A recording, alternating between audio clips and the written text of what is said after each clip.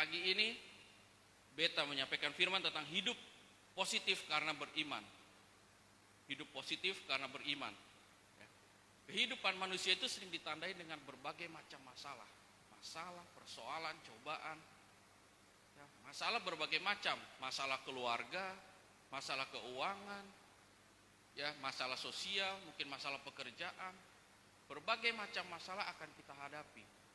Itu salah satu tanda kehidupan.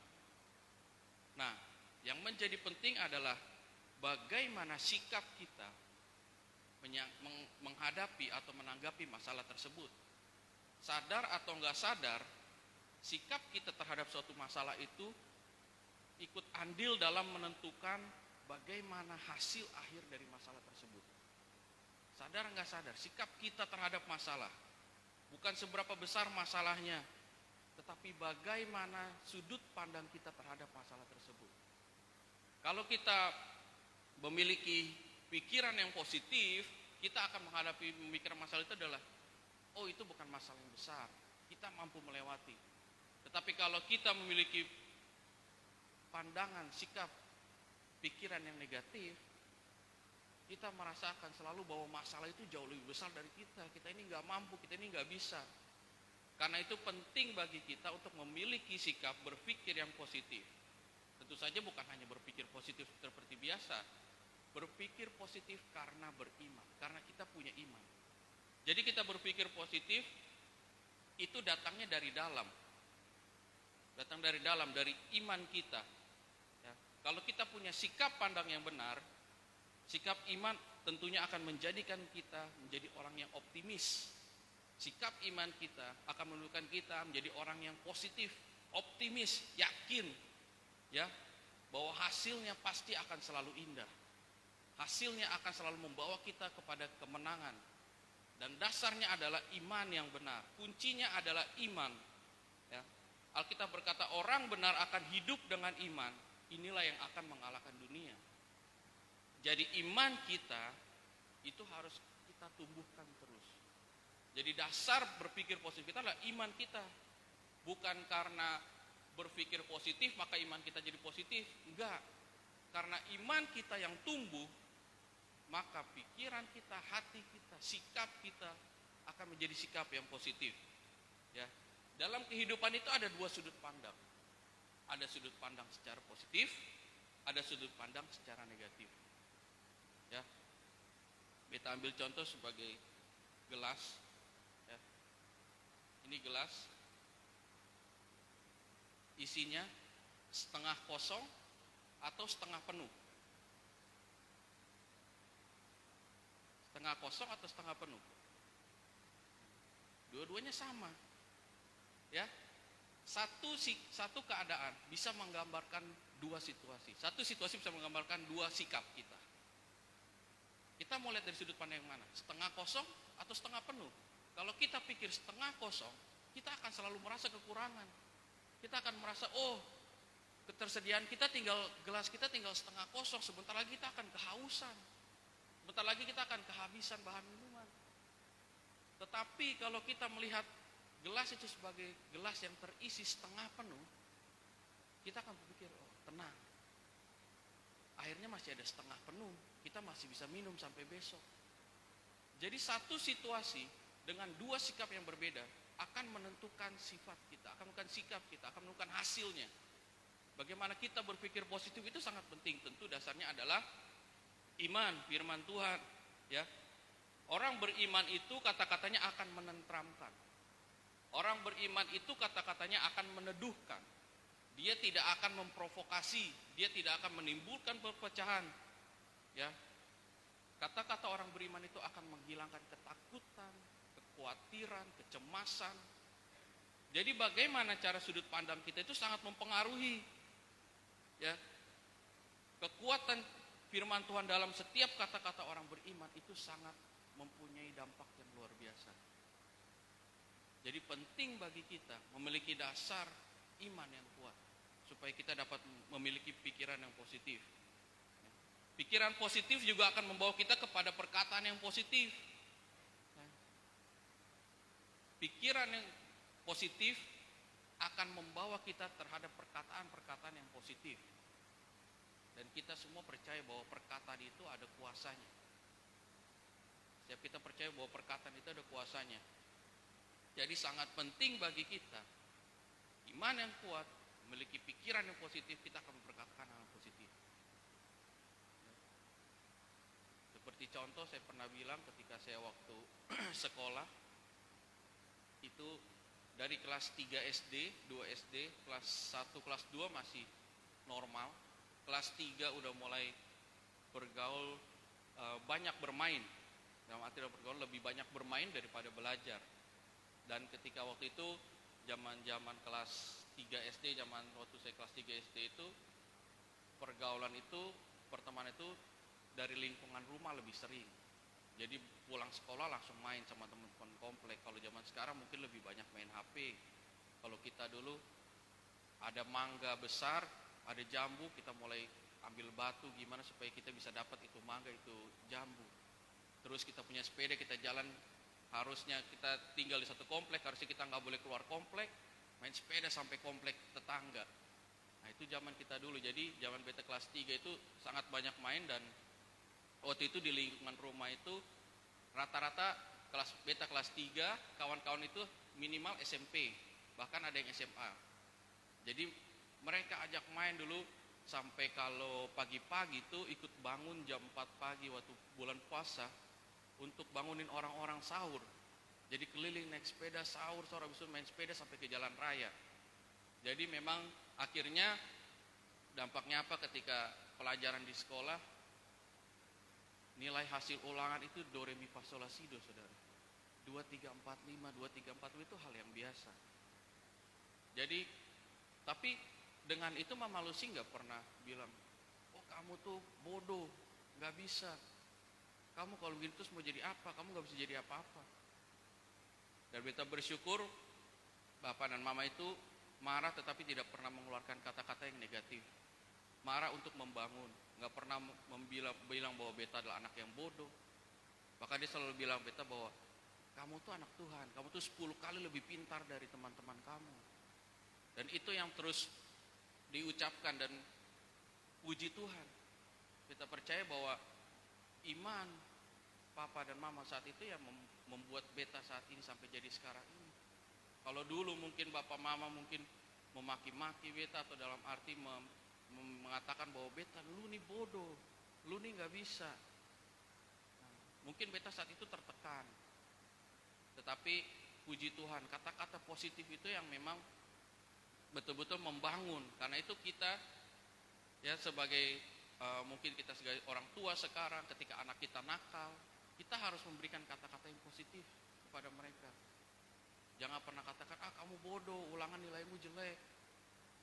Kamu anak yang nakal, kamu anak setan. Apalagi kalau bilang kamu anak setan, wah itu bahaya, saudara. Nanti kalau anaknya lebih pintar, dia bilang berarti mama setan. Kok beta mama pu anak nah. Jadi kita harus mengatakan hal-hal yang positif, ya.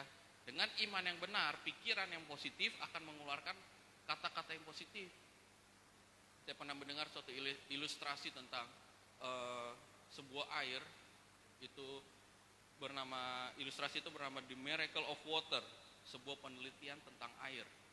Jadi saat itu dilakukan penelitian tentang air ditaruh di satu wadah, ada 2 wadah.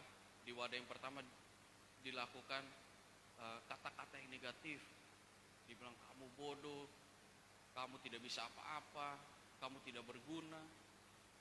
Di kata-kata yang lain dibilang kamu ini pintar, kamu ini cerdas, kamu akan sukses, kamu berhasil. Dan ketika penelitian itu dilihat secara mikroskop, air yang di setiap hari dikasih kata-kata negatif, ketika dilihat secara mikroskop, molekul-molekul partikelnya pecah. Bentuknya tidak beraturan. Sedangkan di satu sisi, partikel air yang tiap hari dikasih kata-kata positif, itu membentuk suatu partikel molekul yang indah dan membentuk seperti sebuah kristal-kristal. Sampai peneliti itu sampai terheran-heran. Air itu benda mati. Bagaimana bisa? Nah, saya percaya kalau air aja benda mati, memiliki dampak dari perkataan, apalagi kita. yang memiliki akal dan budi. Dan faktanya adalah 70%, 80% bagian dari tubuh kita adalah air. Jadi kita harus memperkatakan hal-hal yang positif tentu dengan dasar iman yang kuat. Ya, kita harus mengatakan hal positif. Terutama ke keluarga kita, mungkin istri kita, mungkin suami kita, mungkin anak kita, kakak beradik. Ya, kita harus menjadi berkat dimanapun kita berada. Ya, kamu diberkati Tuhan, kamu akan dipakai Tuhan. Kita harus bilang itu kepada anak kita. Ya, kamu itu anak yang diberkati, kamu memiliki masa depan yang gilang gemilang. Tuhan Yesus mengasihi engkau. Itu yang harus kita yakini, yang harus kita perkatakan kepada anak kita, kepada istri kita, keluarga kita. Maka pemulihan akan terjadi. Tidak ada sakit hati, tidak ada kepahitan. Katakan itu setiap hari. Ya. Walaupun memiliki pikiran positif itu dasarnya bisa ada dua. Yang pertama, iman yang benar. Atau yang kedua adalah berasal dari psychological science atau buku-buku tentang psikologi. Itu juga bisa memberikan kata-kata yang positif, pikiran yang positif. Jadi bisa ada dua, dari iman atau berdasarkan dari buku-buku psikologi. Itu juga akan memberikan pikiran yang positif. Ya, terbukti motivator itu selalu memberikan hal-hal yang positif. Kita ada masalah, dia memberikan hal-hal yang positif. Tetapi berdasarkan ilmu sains. Sementara kalau orang benar, pikiran positif muncul dari dalam, dari iman kita. Itu yang membedakan. Dan yang membedakan adalah orang benar memiliki pikiran yang positif. Kata-kata yang positif itu punya kuasa. Kalau dari luar itu hanya sebatas sebagai motivator biasa. Kata-kata yang motivator seperti misalnya ada seorang sedang berada masalah, motivator kan tinggal bilang, berakit-rakit dahulu, bersenang-senang kemudian, berakit-rakit dahulu, berenang ke tepian, bersakit-sakit dahulu, bersenang-senang kemudian. Coba bayangkan beta ada pasien di IGD setengah mati, udah mau mati nih. Baru beta datang, tenang Bapak, berakit-rakit dahulu, berenang-renang ke tepian, bersakit-sakit dahulu, bersenang-senang kemudian. Wih, itu beta bisa langsung dilaporin ke dinas kesehatan. Orang sakit kita masih katakan itu.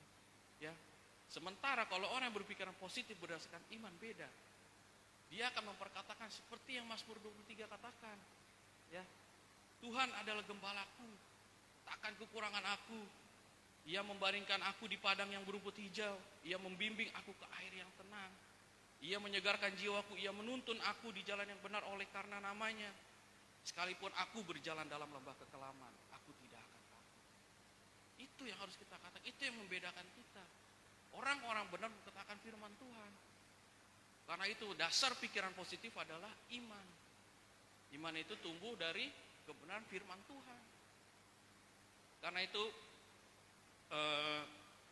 saya pernah mendengar juga bahwa Bapak Didi kalau nggak salah juga pernah bilang bahwa ada sewaktu-waktu ada seorang tanya kepada seorang hamba Tuhan bernama Billy Graham, dia tanya bagaimana caranya kita supaya kita bisa berpikir positif, kita memiliki iman yang luar biasa di dalam Tuhan. Ya, pada saat itu Billy Graham hanya menjawab 3 hal. Yang pertama, read the Bible. Yang kedua, read the Bible. Yang ketiga, read the Bible. Jadi bagaimana iman kita bisa tumbuh? Baca Alkitab, baca Alkitab, baca Alkitab. Iman kita tumbuh karena kebenaran firman Tuhan. Karena itu penting bagi kita untuk membaca Alkitab. Ya, mendengarkan firman Tuhan, mungkin mendengarkan khotbah-khotbah firman Tuhan. Itu akan membangkitkan iman kita. Jangan pas lagi dengerin firman malah sibuk untuk komentarin pengkhotbahnya. Enggak fokus sama firmannya. Nah, itu udah pikiran yang salah, motivasinya salah. Jadi penting bagi kita, anak-anak Tuhan, memiliki pikiran positif dasarnya adalah iman. Iman akan kebenaran firman Tuhan. Itu yang harus kita pegang. Bukan berdasarkan quotes-quotes psikologi mungkin di TikTok, Instagram sekarang banyak quotes-quotes yang bertebaran. Ya, bukan berarti itu salah, tetapi kita harus kembali lagi. Kita dikuatkan dengan quotes dari luar, kita juga harus dikuatkan dengan iman kita. Itu yang terutama. Baru kita akan memancarkan pikiran yang positif, perkataan yang positif, perbuatan yang positif. Jadi Roma 10:17 katakan, jadi iman timbul dari pendengaran, dan pendengaran oleh firman Kristus, firman Tuhan. Ya. Pagi ini kita belajar iman yang positif, berpikir pikiran positif berdasarkan orang yang beriman. Ya, kita belajar dari kisah Sadrak, Mesak, dan Abednego. Kita buka Daniel 3 ayat 16-18. Ini poin yang pertama.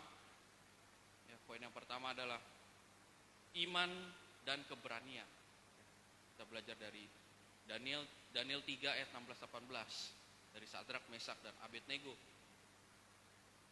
Demikian firman Tuhan. Lalu Sadrak, Mesak, dan Abednego menjawab Raja Nebukadnezar, tidak ada gunanya kami memberi jawab kepada Tuanku dalam hal ini. Jika Allah kami yang kami puja sanggup melepaskan kami, maka ia akan melepaskan kami dari perapian yang menyala-nyala itu dan dari dalam tanganmu ya Raja. Tetapi seandainya tidak, hendaklah Tuanku mengetahui ya Raja, bahwa kami tidak akan memuja dewa Tuanku dan tidak akan menyembah patung emas Tuanku dirikan itu. Jadi dari kisah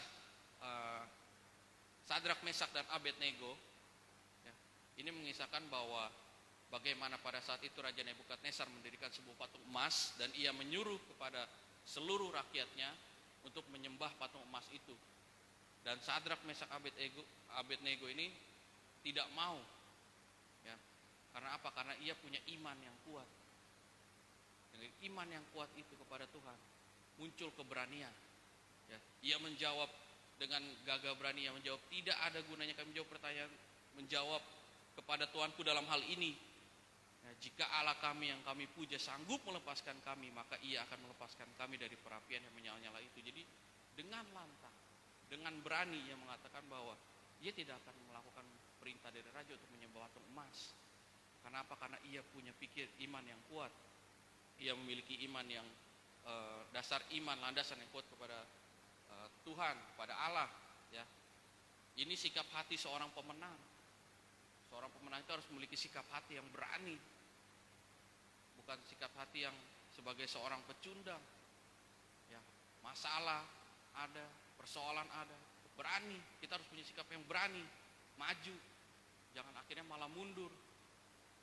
Seringkali kita malah dalam kondisi tertentu karena kita malah jadi mundur, kalah sama keadaan. Akhirnya mundur semua. Dalam aktivitas kita mundur. Pekerjaan kita menjadi mundur. Pelayanan kita jadi mundur. Sementara kita harus menjadi seorang yang pemenang, menjadi seorang yang berani. Tentu dasarnya adalah iman yang kuat. Dalam kisah lain seperti Daud, ya, saya sering bilang bahwa Daud melawan raksasa Filistin, Goliat.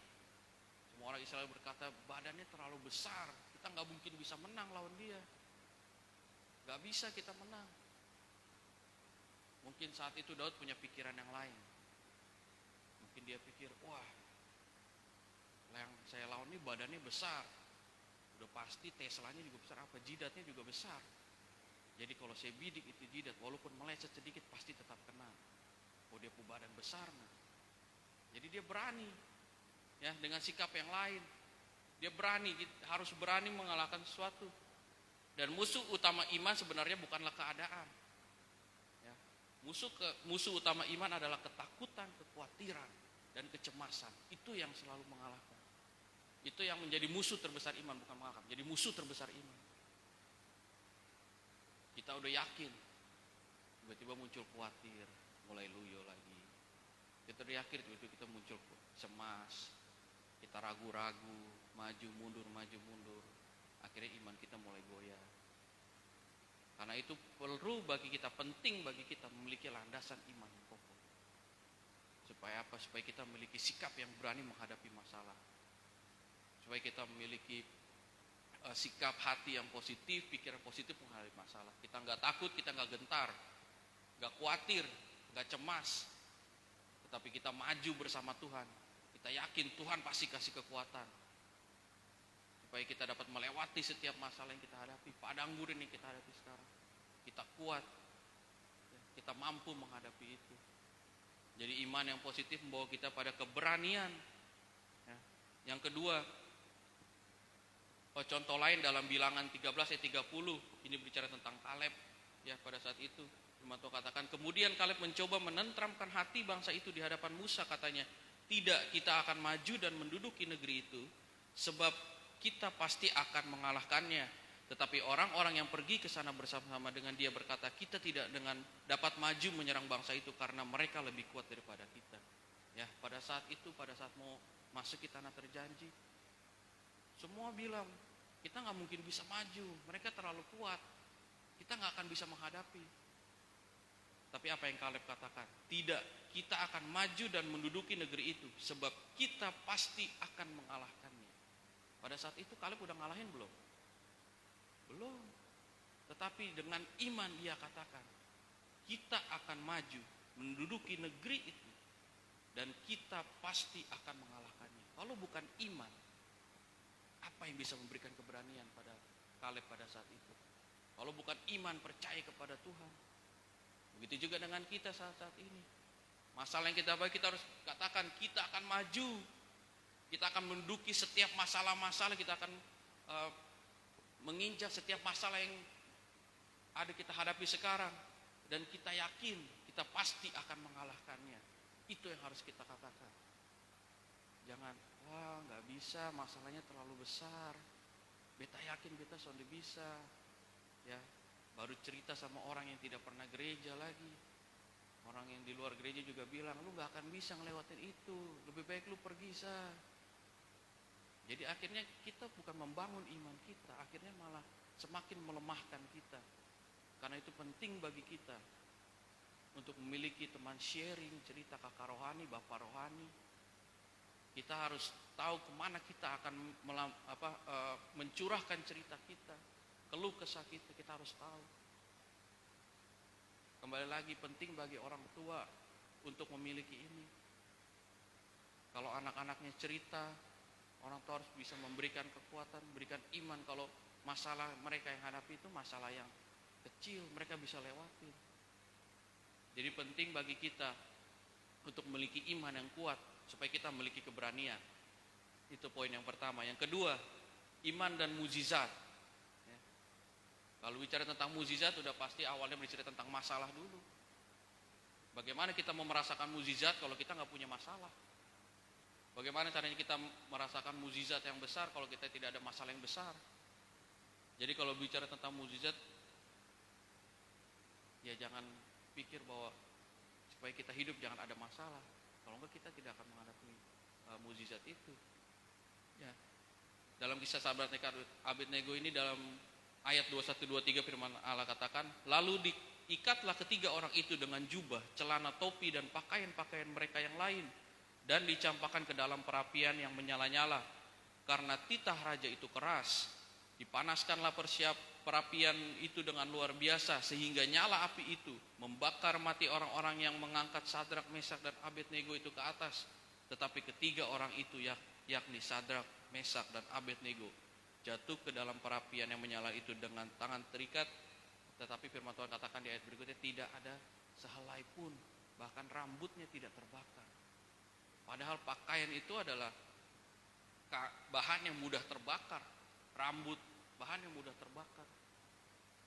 Tetapi karena keberaniannya, imannya membawa dia pada keberanian. Dan ketika ia menghadapi masalah, ia dapat merasakan mukjizat dari Tuhan. Ia tidak menyembah patung emas, ia dijatuhkan ke dalam perapian. Tetapi firman katakan ia tidak terbakar, sehelai rambut pun tidak ada yang hangus terbakar. Jadi mukjizat itu terjadi ya, karena kita memiliki iman yang benar ya, agar kita dapat melihat sudut pandang iman bahwa masalah itu adalah peluang untuk kita merasakan nikmati mukjizat dari Tuhan. Jadi dengan iman kita merasakan bahwa masalah itu peluang, rintangan itu peluang, padang gurun yang kita hadapi itu adalah peluang. Peluang apa? Peluang untuk kita merasakan menikmati mukjizat Tuhan. Ya, saya percaya mukjizat Tuhan itu nggak cuma zaman dulu, sampai saat ini pasti mukjizat Tuhan masih ada. Sampai kapanpun kita percaya mukjizat Tuhan masih ada. Jangan bilang itu kan dulu, zaman dulu. Enggak. Ya, dengan iman kita harus katakan bahwa mukjizat Tuhan masih ada. Dan kita percaya setiap masalah, setiap cobaan yang kita hadapi adalah peluang untuk kita menikmati mukjizat Tuhan. Banyak kisah di Alkitab yang merasakan mukjizat-mukjizat Tuhan. Yang wanita perdarahan, sakit perdarahan sampai belasan tahun merasakan mukjizat Tuhan. Ya. Dalam kisah lain, dalam 2 Raja-Raja, kisah tentang Elisa, bagaimana dia dikepung pada saat itu. Ya. Dikatakan ketika pelayan abdi Allah bangun pagi-pagi dan pergi keluar, maka tampaklah suatu tentara dengan kuda dan kereta ada di sekeliling kota itu. Lalu berkatalah bujangnya itu kepadanya, celaka tuanku, apakah yang akan kita perbuat? Jadi pada saat itu seorang bujang katakan, celakalah tuanku. Nah, seringkali kita begitu kalau ada masalah, celaka kita, mati kita, sial sudah datang. Seringkali kita seperti itu. Jadi kita udah bilang duluan, mati kita, celaka kita, belum apa-apa udah bilang mati kita, celaka kita, sial kita. Ya. Sementara kalau kita punya iman yang kuat, ya, seperti yang dikatakan Elisa, dikatakannya apa? Jangan takut, sebab lebih banyak yang menyertai kita daripada yang menyertai mereka. Jadi kita melihat itu bukan melihat dengan mata jasmani kita, melihat suatu masalah itu dengan mata iman kita. Kita nggak lihat dengan mata jasmani kita, celaka kita, mati, sial kita sudah, susah sudah datang. Padahal kalau kita melihat iman dengan mata iman kita, jangan takut. Tuhan bilang jangan takut, jangan khawatir. Persoalan yang ada padamu tidak lebih besar daripada kamu. Jadi jangan pernah takut. Melihat sesuatu itu harus melihat dengan mata iman, tidak melihat dengan mata jasmani kita. Orang yang beriman berkata jangan takut, jangan khawatir, percaya aja. Tuhan pasti menolong kita, pasti. Ya. Firman Tuhan, lagu tadi katakan Tuhan mendengar apa yang kudoakan. Tepat pada waktunya, bukan waktu manusia, waktu Tuhan. Jadi kita nggak bisa menuntut harus besok, harus lusa, harus minggu depan, enggak. Taat, berdoa, beriman. Waktu Tuhan pasti waktu yang terbaik bagi kita. Supaya kita dapat menikmati kasih-Nya, mujizatnya. Kita nggak cuma hanya melihat bahwa oh iya pada saat itu Daud mengalami mukjizat, pada saat itu orang benar mengalami mukjizat, tetapi kita juga dapat merasakan mukjizat dalam hidup kita. Hidup kita akan dimenangkan dan kita dapat menjadi saksi supaya orang-orang dapat melihat bahwa kuasa Tuhan, mukjizat Tuhan masih ada sampai hari ini. Amin. Ya, jadi yang kedua, iman melakukan mukjizat. Ya. Masalah membuat hidup kita itu menjadikan peluang. Kita melihat masalah itu sebagai peluang supaya kita merasakan mukjizat. Karena itu jangan melihat segala sesuatu dengan mata jasmani, tetapi harus melihat dengan mata iman, bahwa penyertaan Tuhan selalu ada bagi kita anak-anaknya yang percaya. Dalam Matius 17 ayat 20, firman Tuhan berkata, Ia berkata kepada mereka, karena kamu kurang percaya, sebab aku berkata kepadamu, sesungguhnya sekiranya kamu punya iman sebesar biji sesawi saja, kamu dapat berkata kepada gunung ini, pindah dari tempat ini ke sana, maka gunung ini akan pindah, dan tak akan ada yang mustahil bagimu. Ini yang membedakan dengan iman. Iman itu membuat segala sesuatu yang tidak mungkin menjadi mungkin.